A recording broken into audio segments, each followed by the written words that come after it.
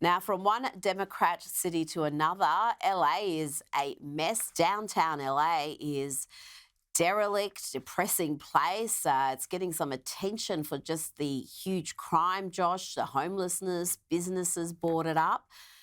And we see this across the US in some of these big formula glorious cities that are just shadows of their former self.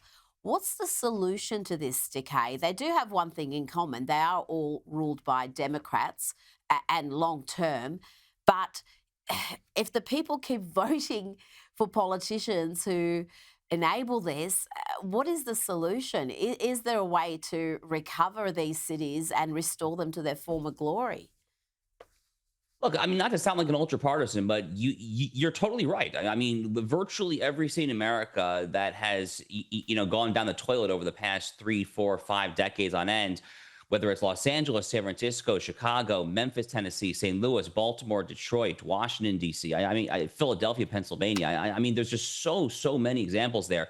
And when is the last time there's been a Republican mayor in literally any of the cities that I just named? I actually don't know what the answer is, but I suspect it's been a very Mm. long time there. So, at some point, it's very difficult to help people, Rita, who don't want to help themselves. Like I have the same Hmm. thought similarly as well when I look at the current situation in Europe. When I look at the horrible situation in the UK when it comes to these roving gangs of Pakistani Muslims that are doing all sorts of horrible things to little English school children there, I think, how can I help them? Then I also say, you can't help people who don't want to help themselves, whether it comes to importing, mass folks from Syria and Afghanistan who want to assimilate there, whether it comes to electing Democrats here. So it's a very difficult thing. But I do think a little bit about this quote from a great 20th century social critic and newspaper columnist by the name of H.L. Mencken. He was a famous early 20th century columnist here in the United States. And H.L. Mencken had this one famous quote, Rita, where he said that democracy is the theory that the common man knows what he wants and he deserves to get it good and hard.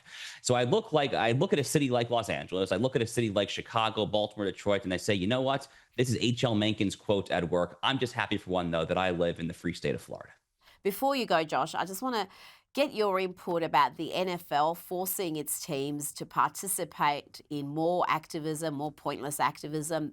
The teams are being told they have to put up these messages on their end zones, things like end racism, stop hate. There's about a half a dozen social justice messages that they can choose from. But I noted that Harmeet Dillon, the Assistant Attorney General for Civil Rights, had her own suggestion. She wants this to be on the end zone. No one is above the law. I can get bored with that sort of messaging, Josh.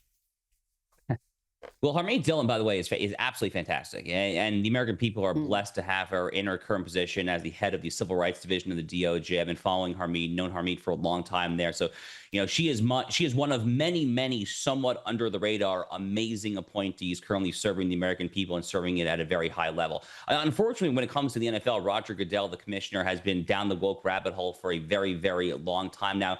Now, Rita, a lot of these pro leagues here, the NFL, the NBA, they really doubled and tripled down on the woke crap after the death of George Floyd in Minneapolis back in 2020.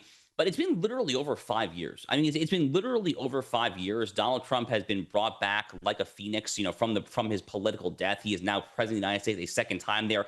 He is waging a war on DEI through executive orders, through judicial decisions, through an all of the above strategy there. And when are these remaining cultural institutions going to get it? But ultimately, Rita, in a situation like this, the onus does fall on folks like me. Frankly, I mean, for someone like myself who is conservative, who nonetheless is a big sports fan, there.